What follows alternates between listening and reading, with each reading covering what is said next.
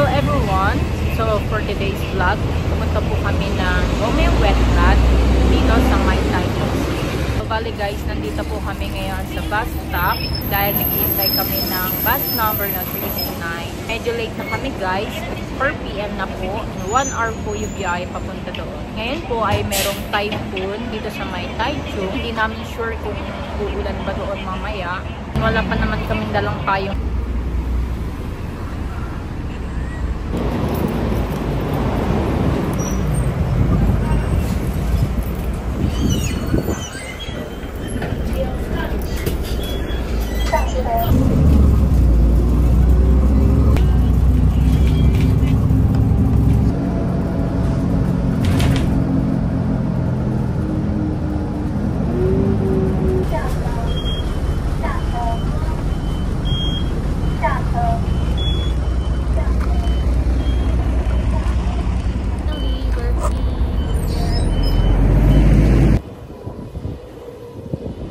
Guys, nandito na po kami.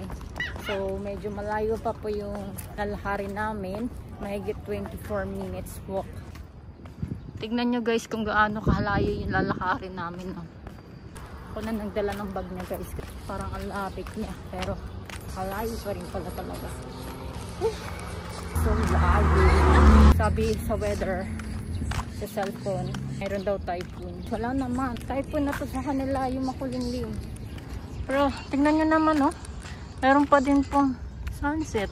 I wish you girl was like me. Don't you wish you girl like me? Doja. Woo! Doja. Tama na! Ayan guys, pupunta kami doon. Tatawid kami kasi may mga sasakyan pa. Look guys. Nandito kami sa taas banda. Ayan po yung map niya papunta sa May Tulay. So kanina dito kami galing. Habang papunta kami dito, mayroon pong pulis na nagro-ronda. Iba yata pinabalik. Kasi kami makapasok na gawa nga ng may typhoon dito sa Taichung City. Ang bagyo kasi nila dito, yung hangin lang.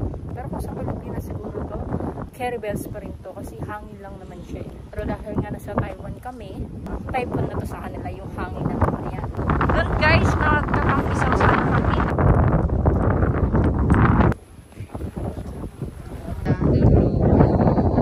Iinom mo na ngayon, anong pake ko dyan sa boyfriend mo, ako ang gusto mo. Ito yung mga bawal gawin guys. Ayan, naka-close siya. May bodyguard dun. Sobrang sayang.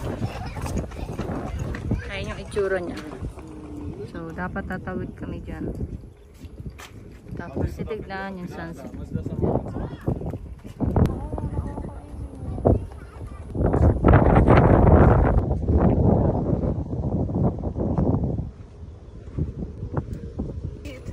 Let's do this!